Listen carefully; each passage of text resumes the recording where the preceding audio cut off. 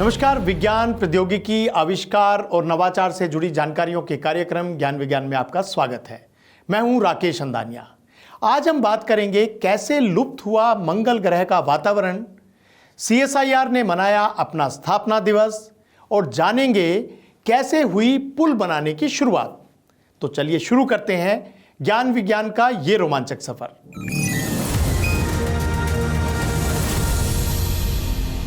ब्रह्मांड के रहस्य बहुत ही अनोखे हैं। वैज्ञानिक इसके छुपे रहस्यों को जानने के लिए निरंतर प्रयासरत हैं। हाल ही में MIT अमेरिका के शोधकर्ताओं ने पता लगाया है कि मंगल ग्रह का वातावरण, जिसमें कार्बन डाइऑक्साइड भरपूर थी, अरबों साल पहले कैसे लुप्त हो गया। क्या है पूरी जानकारी, देखते हैं ज्ञान विज्ञान की इस रिपोर्ट में। एक समय था जब मंगल ग्रह पर भी घना वायुमंडल हुआ करता था। हालांकि तब भी इसके वायुमंडल का अधिकांश हिस्सा आज की तरह कार्बन डाइऑक्साइड से ही बना था। मंगल हमेशा से ऐसा बंजर रेगिस्तान नहीं था जैसा अब दिखाई देता है। मंगल ग्रह का अध्ययन करने वाले कई मिशन ये पुष्टि कर चुके हैं कि अरबों साल पहले इसकी सतह पर भी पानी बहता था, जो एक घने वायुमंडल की तरफ इशारा करता है। लेकिन धीरे धीरे इसका घना वायुमंडल गायब हो गया और अब इसकी एक पतली परत ही इस ग्रह पर पाई जाती है। मंगल के अतीत को जानने और इस पर जीवन के संभावित अस्तित्व का मूल्यांकन करने के लिए मंगल के वायुमंडल के इतिहास को समझना महत्वपूर्ण है और चल रहे मिशन और शोध इस दिलचस्प ग्रह के बारे में नई जानकारियां जुटा रहे हैं। हाल ही में अमेरिका स्थित MIT के शोधकर्ताओं ने भी अपने शोध के नतीजे सामने रखे हैं। साइंस एडवांसेस में छपे शोध से पता चला है कि हो सकता है कि मंगल ग्रह के वायुमंडल का अधिकांश हिस्सा, जो लगभग 3.5 अरब वर्ष पहले गायब हो गया था, अब भी मंगल ग्रह की मिट्टी में ही छिपा हो। शोधकर्ताओं का अनुमान है कि मंगल के प्रारंभिक इतिहास में वायुमंडलीय कार्बन डाइऑक्साइड ने मंगल पर मौजूद खनिजों के साथ प्रतिक्रिया की होगी, जिससे मीथेन का निर्माण हुआ और ये गैस मंगल की सतह पर स्मैक्टाइट क्ले में कैद हो गई। ये विचार पृथ्वी पर किए गए अवलोकनों से आया है, जहां स्मैक्टाइट क्ले अपनी परतों में कार्बन डाइऑक्साइड को जकड़कर रख सकती है। शोध के मुताबिक मंगल ग्रह पर मौजूद प्राचीन पानी ने अल्ट्रामैफिक चट्टानों के माध्यम से बहकर मंगल की चट्टानों में मौजूद ओलिवन जैसे खनिजों के साथ प्रतिक्रिया की होगी। ओलिवन एक ऐसा मिनरल है जिसमें लोहा यानी आयरन होता है। जब पानी के ऑक्सीजन ने आयरन के साथ प्रतिक्रिया की, तब हाइड्रोजन मुक्त होता गया और इसी हाइड्रोजन ने CO2 के साथ मिलकर मीथेन का निर्माण किया। उधर ओलिवन में मौजूद लोहा ऑक्सीजन से रिएक्ट करके लाल ऑक्सीडाइज्ड आयरन में परिवर्तित हो गया, जिससे अब इस ग्रह का रंग लाल दिखता है। इन प्रतिक्रियाओं के सालों साल चलते स्मैक्टाइट का निर्माण हुआ। शोध के अनुसार मंगल ग्रह 1100 मीटर से अधिक गहरे स्मैक्टाइट की परत से ढका हो सकता है, जो पर्याप्त मात्रा में मीथेन को संग्रहित कर सकता है। ये मीथेन मंगल के प्रारंभिक कार्बन डाइऑक्साइड का एक महत्वपूर्ण हिस्सा हो सकता है। तो ऐसा समझा जा सकता है कि मंगल का वायुमंडल अंतरिक्ष में नहीं खोया, बल्कि ग्रह की अपनी सतह में उसकी मिट्टी में बंद हो गया। ये शोध एक लंबे समय से चले आ रही खोज को एक नई दिशा प्रदान करता है और भविष्य के मार्स मिशन जैसे स्पेस प्रोग्राम में भी मदद कर सकता है। पिछले हफ्ते देश की सबसे पुरानी और अग्रणीय वैज्ञानिक संस्थाओं में से एक वैज्ञानिक एवं औद्योगिकी अनुसंधान परिषद यानी CSIR ने अपना 83वां स्थापना दिवस मनाया। मुख्य समारोह पूसा इंस्टीट्यूट के नेशनल एग्रीकल्चर साइंस कॉम्प्लेक्स में आयोजित किया गया। इस अवसर पर देश के जाने माने वैज्ञानिकों ने हिस्सा लिया। इस समारोह की पूरी जानकारी दे रही है ज्ञान विज्ञान की ये खास रिपोर्ट। 26 सितंबर 2024 को देश के सबसे बड़े और पुराने वैज्ञानिक संस्थानों में से एक वैज्ञानिक और औद्योगिक अनुसंधान परिषद यानी CSIR ने अपना 83वां स्थापना दिवस मनाया। मुख्य समारोह पूसा इंस्टीट्यूट स्थित NASC कॉम्प्लेक्स के भव्य हॉल में आयोजित किया गया। मैं विशेष रूप से स्वागत करती हूँ भारत के उपराष्ट्रपति परम आदरणीय श्री जगदीप धनखड़ जी का और सभी उपस्थित महानुभावों का। इस समारोह में मुख्य अतिथि के रूप में देश के उपराष्ट्रपति जगदीप धनखड़ थे। My best wishes to you. CSIR exemplifies excellence, academic brilliance, and cutting-edge research. In the near future, we will doubtlessly see Bharat emerging as a global pioneer in domains of science and technology. इस अवसर पर CSIR के अधिकारियों सहित संस्थान के भूतपूर्व महानिदेशकों ने भी हिस्सा लिया। देश के अन्य वैज्ञानिक संस्थानों के सचिव और अधिकारी भी इस मौके पर मौजूद रहे। केंद्रीय विज्ञान एवं प्रौद्योगिकी मंत्री डॉक्टर जितेंद्र सिंह ने ऑनलाइन मोड से सभी को संबोधित किया। उन्होंने कहा कि CSIR विज्ञान में महिलाओं को बढ़ावा देकर तथा समाज को लाभान्वित करने वाले नवाचारों को सुनिश्चित करके भारत को विज्ञान में अग्रणी बनाने में महत्वपूर्ण भूमिका निभाता है। इस अवसर पर CSIR के वर्तमान महानिदेशक डॉक्टर N. कलय सिल्वी ने सभी मेहमानों का स्वागत किया और इसरो के पूर्व चेयरमैन डॉक्टर K. राधाकृष्णन ने CSIR स्थापना दिवस व्याख्यान दिया।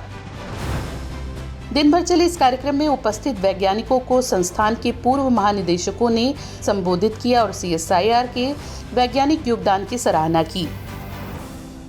Last year we celebrated our foundation day for about 2 days in Bharat Mandapam, wherein we demonstrated and we actually showcased our decadal accomplishments, and therefore this year we made the focal theme of celebration as Viksit Bharat 2047. CSIR का गठन 26 सितंबर 1942 में किया गया था और तभी से ये वैज्ञानिक संस्थान देश में विज्ञान और तकनीक के विकास में अपना महत्वपूर्ण योगदान दे रही है। विभिन्न क्षेत्रों में आधारभूत वैज्ञानिक अनुसंधान के साथ साथ अनेकों स्वदेशी तकनीक इस संस्थान ने विकसित की हैं, जिन्होंने समाज को वैज्ञानिक दिशा प्रदान की है। CSIR के वैज्ञानिक योगदान में Swaraj tractor, purple revolution, biojet ईंधन, लिथियम बैटरी, कोरोना वैक्सीन, हंसा हेलीकॉप्टर, कोयला खनन की तकनीक, एटॉमिक क्लॉक, चर्म तकनीक आदि प्रमुख हैं।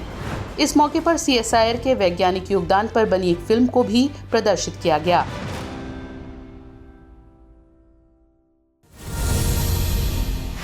आवश्यकता आविष्कार की जननी है। मानव विकास के इतिहास में अलग अलग आविष्कारों का अपना महत्व रहा है, जिनको जरूरत के हिसाब से खोजा गया। ऐसा ही एक आविष्कार है पुल, जिसने मानव जीवन को कई तरह से आसान बनाया। आज के आविष्कार जिन्होंने दुनिया बदल दी सेगमेंट में जानते हैं पुल का इतिहास। मानव समाज का विकास सदियों से चला आ रहा है और अलग अलग खोज इस विकास में अपनी भागीदारी निभाते रहे हैं। पुल मानव सभ्यता की प्रारंभिक उपलब्धियों में से एक है। जब से मानव ने बस्तियां बसाई हैं, तब से उसे नदियों, झीलों, घाटियों को पार करने की आवश्यकता महसूस हुई। इसी आवश्यकता ने पुलों के निर्माण की शुरुआत की। ऐसा माना जाता है कि नियोलिथिक मानवों ने दलदलों को पार करने के लिए एक प्रकार का ब्रॉड वॉक भी बनाया था। प्राचीन निवासियों द्वारा नदी नाले के ऊपर स्वाभाविक रूप से गिरने वाले या जानबूझकर काटे गए पेड़ों से बने लकड़ी के पुलों का भी उपयोग किया गया था। प्रारंभिक मानव ने साधारण लकड़ी की शिलाएं, पेड़ की लकड़ियां या बांस का उपयोग करके नदियों को पार किया। ये पुल बहुत सरल होते थे, लेकिन उनके माध्यम से लोग सुरक्षित रूप से यात्रा कर पाते थे। उदाहरण के लिए प्राचीन भारत में सिंधु घाटी की सभ्यता के समय पुलों का निर्माण किया गया था, जो व्यापार और सामाजिक संपर्क के लिए महत्वपूर्ण थे।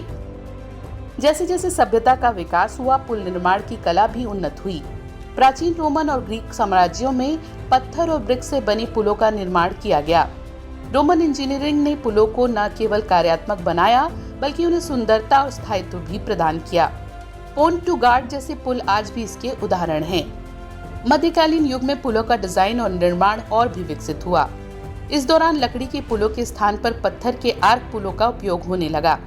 ये पुल न केवल मजबूती में उत्कृष्ट थे, बल्कि उनकी सुंदरता भी आकर्षक थी। सेंट एंजल जैसे पुल इस युग की इंजीनियरिंग कौशल को दर्शाते हैं। 19वीं शताब्दी में औद्योगिक क्रांति के दौरान पुलों के निर्माण ने एक नया मोड़ लिया। लोहे और स्टील के उपयोग ने पुलों की संरचना को और मजबूत बनाया। इस दौरान गोल्डन गेट ब्रिज और ब्रुकलिन ब्रिज जैसे विशाल और अद्वितीय पुलों का निर्माण हुआ, जो इंजीनियरिंग की नई संभावनाओं का प्रतीक बने। आज के पुल न केवल ट्रांसपोर्टेशन के लिए महत्वपूर्ण हैं, बल्कि वे वास्तुकला के अद्भुत उदाहरण भी बन गए हैं। कंक्रीट और उच्च तकनीक विधियों का उपयोग करके आधुनिक पुलों ने शहरों को जोड़ने का कार्य किया है। पुलों की शुरुआत मानवता के लिए विकास का प्रतीक है। ये न केवल भौगोलिक बाधाओं को पार करते हैं, बल्कि मानवता को जोड़ने का काम भी करते हैं। जैसे जैसे हम आगे बढ़ते हैं, पुलों का इतिहास और भी रोमांचक होता जाएगा और ये हमारी सभ्यता की यात्रा का अभिन्न हिस्सा बने रहेंगे।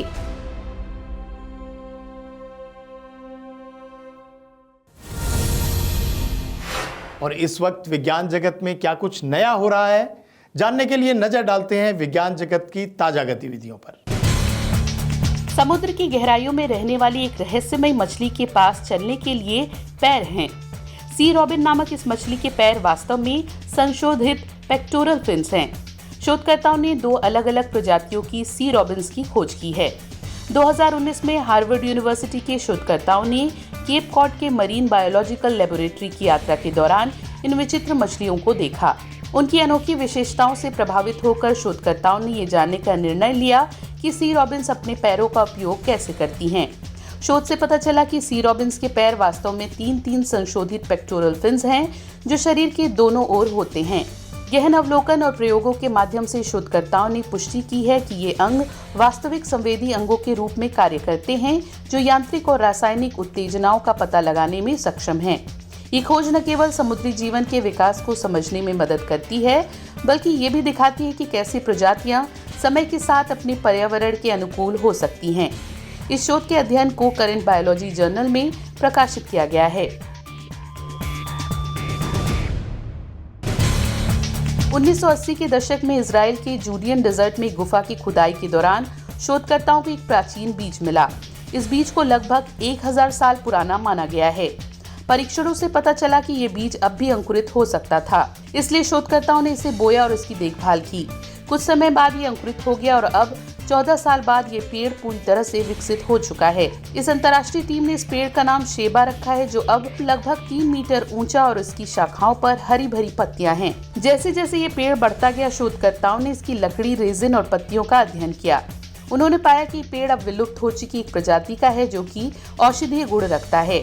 इस अद्भुत खोज ने वैज्ञानिकों को प्राचीन कृषि और वनस्पति विज्ञान के बारे में नई जानकारियां दी हैं।